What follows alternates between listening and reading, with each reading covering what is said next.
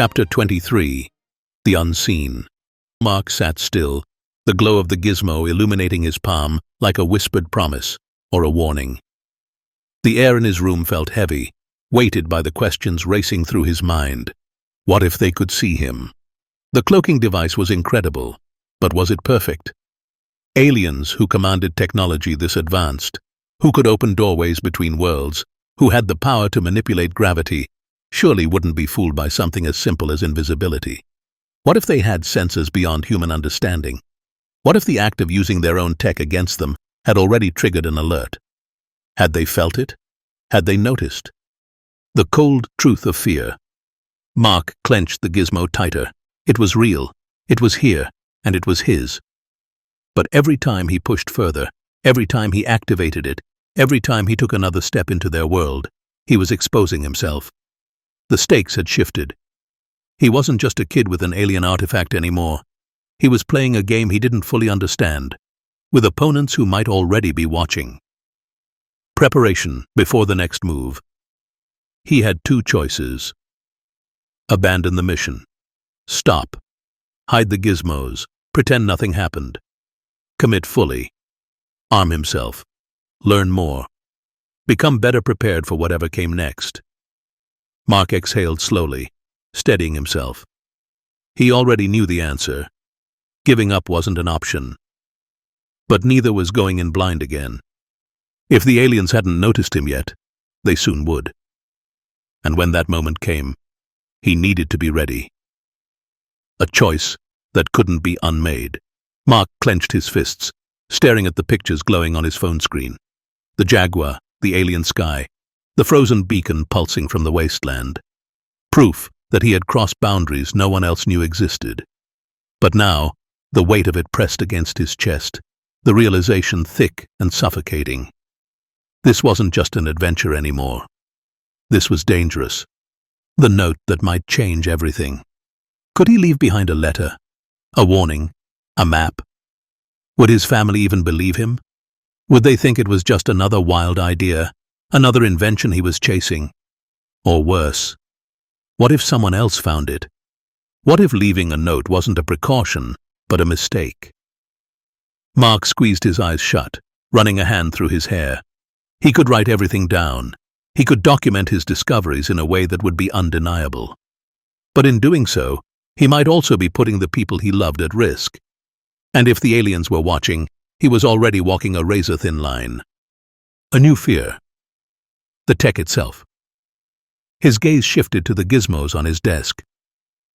How could he tell if they were fully charged? What if his anti-gravity device shut down mid-air? What if his cloaking device fizzled out, leaving him exposed? And worst of all, what if he activated the portal and it never reopened? His breath stilled at the thought. He could end up stranded, alone, somewhere beyond Earth, beyond reach, beyond rescue. The moment of hesitation. For the first time since he found the gizmo, Mark hesitated.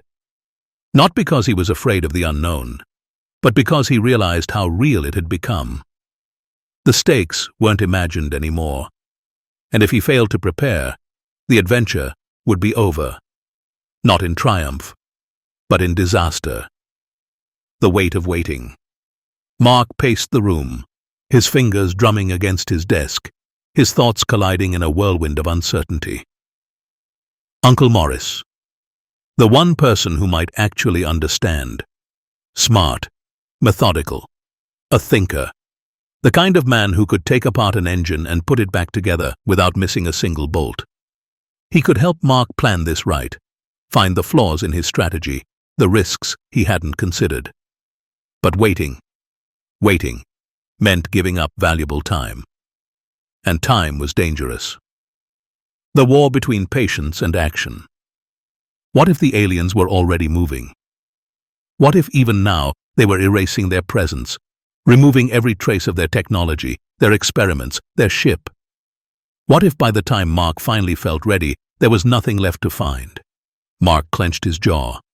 Was caution worth the price of hesitation? Or was he about to make the biggest mistake of his life, rushing headfirst into something too big, too dangerous, too far beyond him?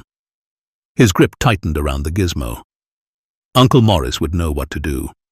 But the question wasn't just whether Morris could help. The question was whether Mark was willing to wait. Mark sat still, absorbing the weight of what was about to happen. The early light of morning crept through the window, casting long shadows across his desk, across the alien devices that now defined his life.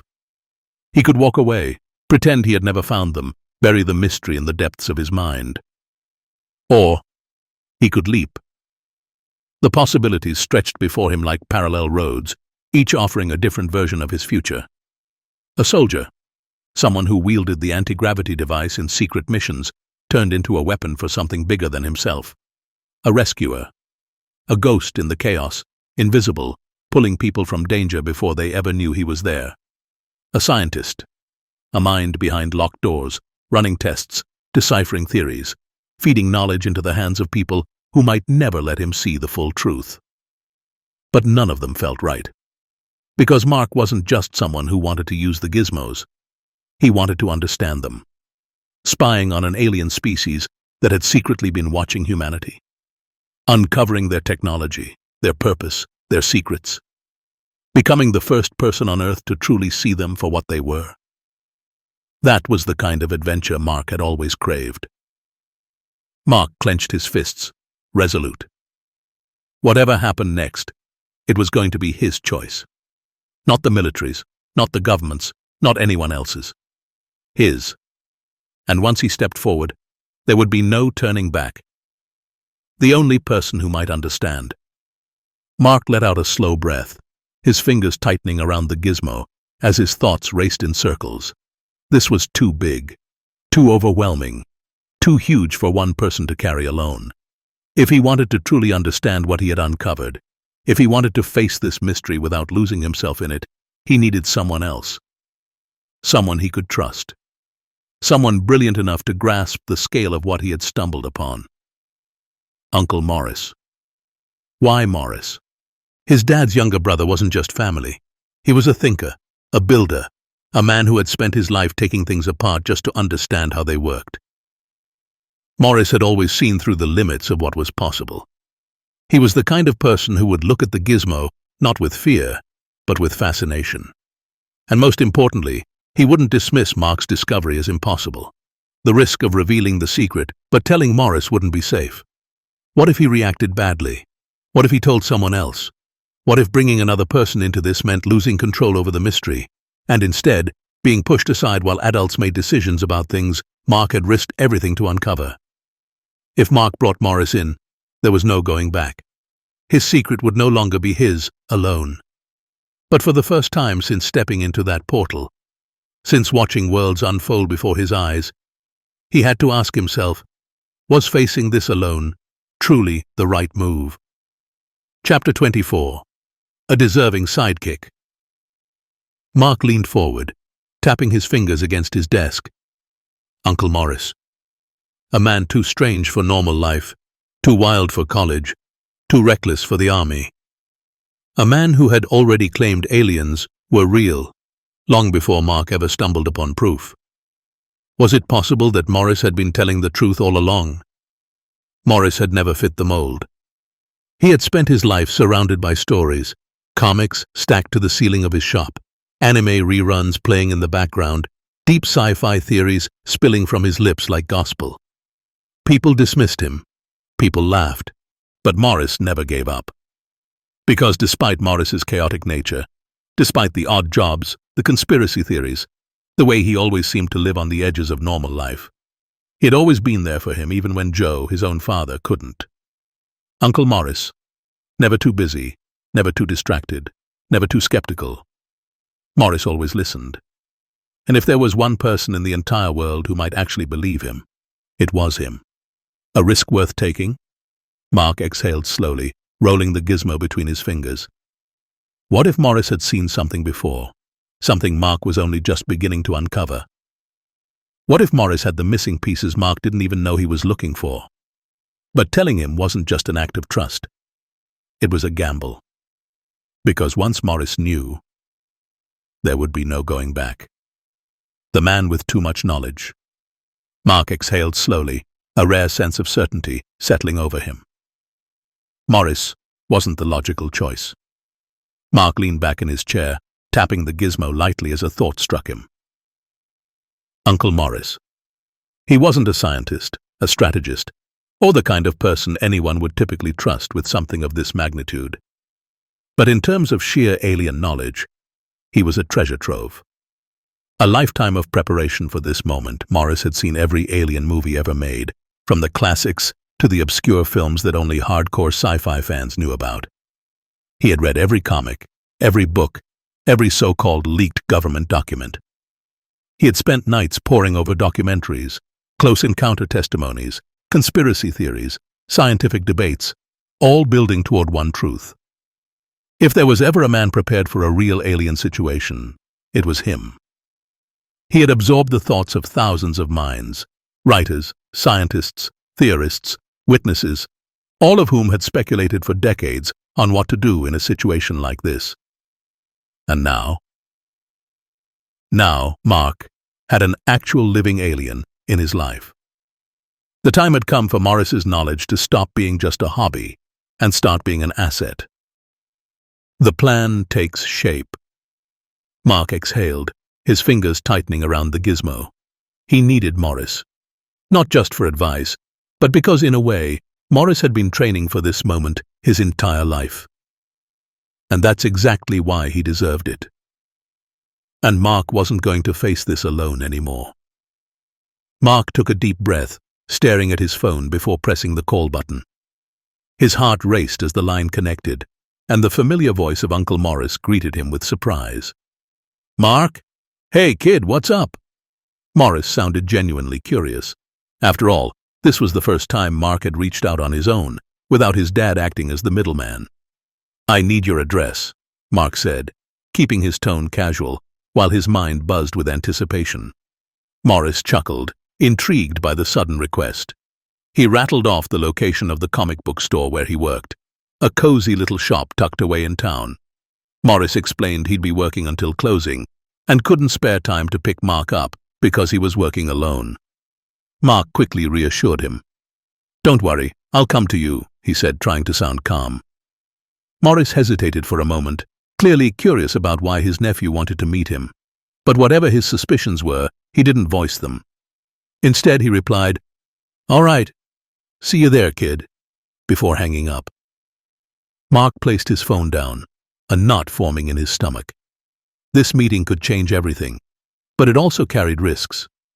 Now that the plan was set, it was time to prepare for what might be one of the most important conversations of his life. Would Morris believe him or dismiss his story like so many others would? Mark could only hope his uncle's curiosity and openness would guide the way. A couple of hours later, Mark arrived at the comic book store, the cloaking device engaged to conceal his makeshift airplane. The flight had been exhilarating, his heart racing with every turn. But as he entered the store, a mix of excitement and nerves settled over him. The shop was empty, save for Uncle Morris, who was organizing the comic shelves with his usual relaxed demeanor. Mark walked in awkwardly, arms held out as though cradling something invisible, because, well, he was. He carefully placed the cloaked airplane on top of one of the taller shelves, ensuring it was out of sight before turning to face Morris with a grin. Without hesitation, he approached his uncle and pulled him into a big hug. "I have a great story to tell you," Mark said, his voice brimming with excitement. Morris smiled wide, his curiosity instantly piqued. "And I can't wait to hear it," he replied warmly, the usual sparkle in his eyes. But Mark's tone shifted, becoming serious. "Uncle Morris, is the story about you being abducted by aliens in Afghanistan true?" The question landed heavily. Morris's expression changed. His easygoing smile faded, replaced by a look of discomfort. He hesitated, but Mark pressed him for an answer. Finally, Morris sighed and confessed. "As much as I'd love for it to be true, Mark, I made it up," Morris admitted, his voice tinged with regret. "I was stuck at a post in the middle of nowhere. Hours upon hours of staring at the same dusty horizon, in blistering heat, with nothing happening. It was torture. I needed a way to get my commander to relieve me from that post. My options were to get injured or, well, to make up a story crazy enough to make them pull me out. Mark listened intently, nodding as his uncle continued. I chose the alien abduction story. Pretending I'd lost my grip on reality felt safer than risking actual harm, Morris explained, his shoulders sagging. But of course no one believed me, and it didn't end well. Mark paused, letting the confession sink in. He wasn't upset, he understood. The heat, the isolation, the boredom, it all made sense. Do you wish the story had been real? Mark asked gently. Morris gave a small, wistful laugh. Honestly, yeah. My life's so uneventful now that being abducted by aliens might have been the most exciting thing to ever happen to me. Mark smiled. Well, you might just get your chance, he said cryptically, his excitement bubbling just beneath the surface. Confessions between comic shelves. The soft hum of the neon Morris's Multiverse comic bookstore sign flickered in the early evening light, casting an eerie glow over the towering shelves of comics. The store smelled of dusty paper, ink, and nostalgia, as if years of stories had soaked into the walls. And in the middle of all that, between vintage editions, obscure indie collections, and stacks of Morris's latest impulsive purchases, stood Mark, fists clenched, heart hammering. Morris leaned against the counter, flipping absent-mindedly through an old issue of X-Men, his mug of coffee steaming beside him. They were alone, and it was now or never. The beginning of an unbelievable truth. Hey, kid, Morris muttered, not bothering to look up. You look like you're about to tell me you accidentally sold your soul to a wizard. Mark exhaled sharply. Worse. That made Morris pause. He lifted his eyes, expression half amused, half intrigued. Oh, good. You did sell your soul. No, Morris. Mark leaned forward, voice low, dead serious. I found an alien. Actually, 2 different types. The response, that wasn't shock. Morris blinked. Slowly. Then a grin stretched across his face. Not the kind of grin people gave when they thought someone was joking, but the kind reserved for people who had just been handed the key to the universe. Okay, you got my undivided attention. Mark stared, thrown completely off guard. That's it? That's your reaction? Morris leaned forward, grinning wider, eyes gleaming like someone who had just won a lifetime supply of conspiracy theories made real. Mark, I've been kicked out of the army for claiming alien abduction. This is literally my dream come true. The truth that finally found a listener. Mark hesitated. Then he told him everything. About the gizmos, about the portals, about Nimbe, about Mia, her disguise, her actual form, her mission. And Morris? Morris didn't interrupt once. Not a laugh, not a single scoff, not a moment of disbelief. Just sharp focus, eyes locked onto Mark like he was taking in classified government intel. When Mark finally finished, breathless, pulse still pounding, Morris exhaled slowly and leaned back against the counter, rubbing a hand over his face. Well, kid, he murmured, you just became the most interesting person I know.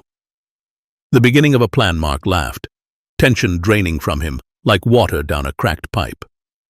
Morris smiled back, not doubtful, not afraid, not overwhelmed, but ready. I totally believe you, but it wouldn't hurt to see some proof. And for the first time since it all began, Mark felt like he wasn't alone anymore. Mark grinned as he handed his phone to Morris, displaying the photos he had taken during his extraordinary adventure. Morris flipped through them, raising an eyebrow in skepticism. Pretty clever, kid. This is one heck of a story, he said, smirking. But you know, with all the AI tools out there these days, anyone can make pictures like these. It's still impressive, though. Mark's smile widened as he pointed to the top of the shelves. Take another look, he said, his voice brimming with confidence. Suddenly, the invisible airplane shimmered into view, hovering above the shelves as Mark deactivated the cloaking device. Morris froze, his jaw slack. His eyes darted between Mark and the floating plane, realization dawning with every second. This is real? Morris stammered, his voice filled with shock. Mark nodded and retrieved the 3 gizmos from his backpack, carefully placing them on the counter. Each device glowed faintly, radiating an alien energy. The sight left Morris speechless. Without a word, he rushed to the door, locked it, and flipped the closed sign for privacy.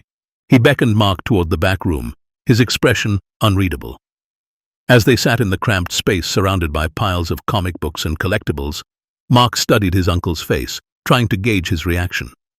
Morris was stunned, no question, but was it excitement, fear, or something else entirely? He ran his fingers through his hair, pacing slightly before turning to Mark. "Okay, kid, you've got me hooked. Now tell me, what's the plan?" Mark's relief was palpable. Morris believed him, even if his initial reaction was clouded by disbelief. Together they were about to embark on an adventure unlike anything either of them had imagined. And while Morris wasn't sure exactly what they were stepping into, one thing was clear. It was going to be big. The Gizmo Showcase.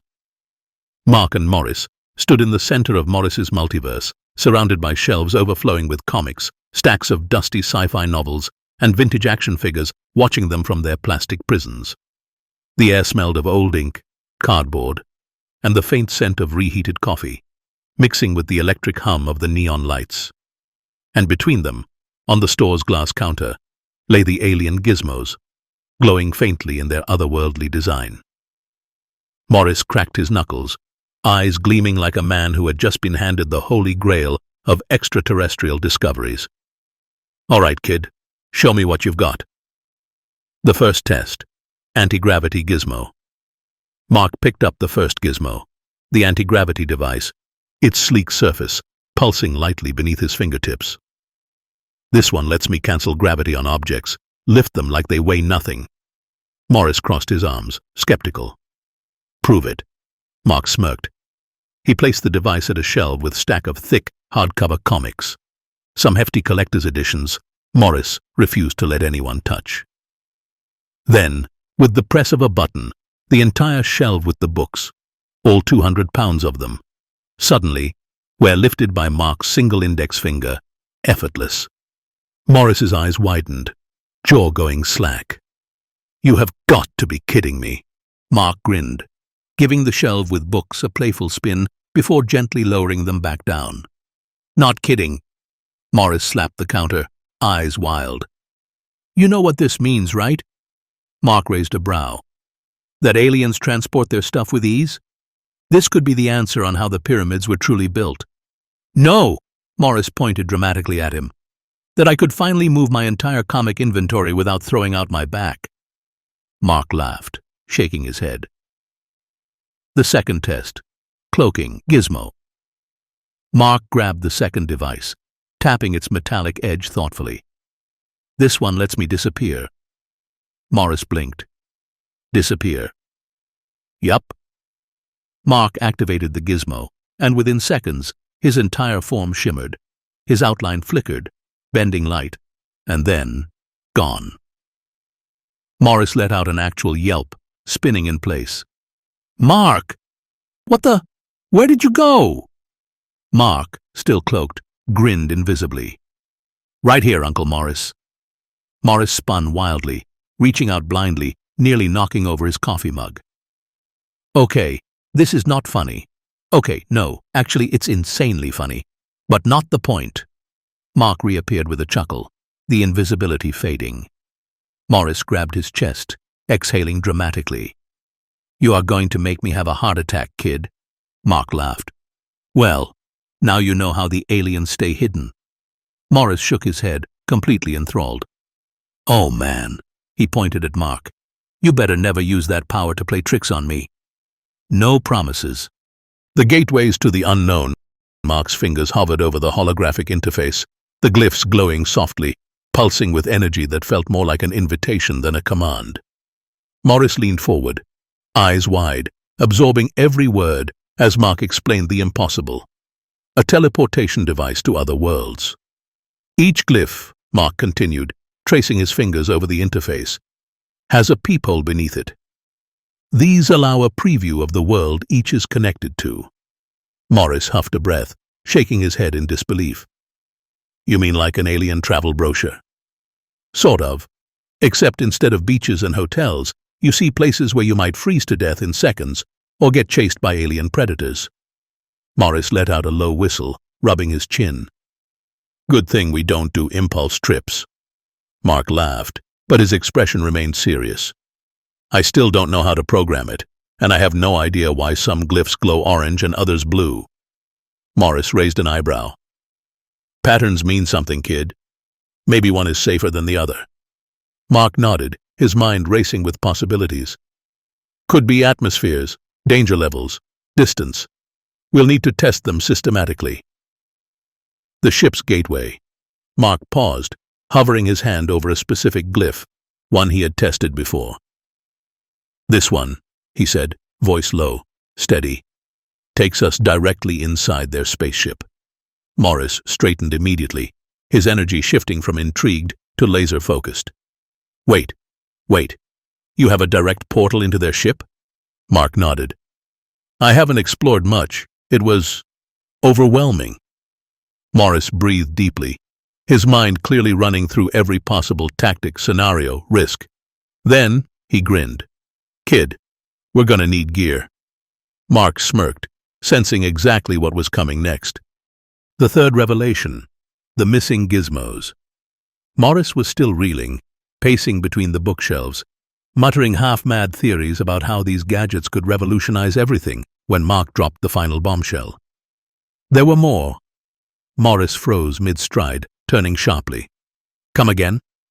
At least 3 more gizmos. The silver aliens, whatever species they were, had a tool bag. When they escaped back to their ship, they took it with them. Morris rubbed his temples, whispering, Oh my God, you are going to make me combust. Mark grinned, watching Morris grapple with the sheer absurdity of what was happening. There's something else too. Morris waved his arms dramatically, overwhelmed. How is there still more? The truth about Mia Nimby. Mark sat back on a nearby stool, exhaling slowly, before revealing the final piece. The Greys have no idea who the silver aliens are. Morris stilled, studying him carefully. Wait, so you're telling me that one species of aliens, who have apparently been spying on us for ages, just got blindsided by other aliens dropping in? Mark nodded grimly. Exactly. Morris stared, gears turning in his head like a mad scientist who had just been handed a forbidden book of knowledge. Then he grinned, rubbing his hands together. You do realize what this means, don't you? Mark blinked. That we're caught in the middle of an alien Cold War? Morris snapped his fingers. Yes, but more importantly, we get to investigate this ourselves. Mark chuckled, shaking his head at his uncle's enthusiasm. Morris, this is dangerous. Yeah, sure, but it's also the greatest adventure of all time. Mark couldn't argue with that. And then, one last reveal. In 2 days, Mia is coming back to my house. Morris straightened, his grin morphing into sheer excitement. You're actually introducing me to her? I'm planning on it. Morris clasped his hands together, eyes shining. Mark, I have never been more proud of you in my entire life. Mark laughed, shaking his head. Morris was ready, too ready. And Mark? He had a feeling this was only the beginning.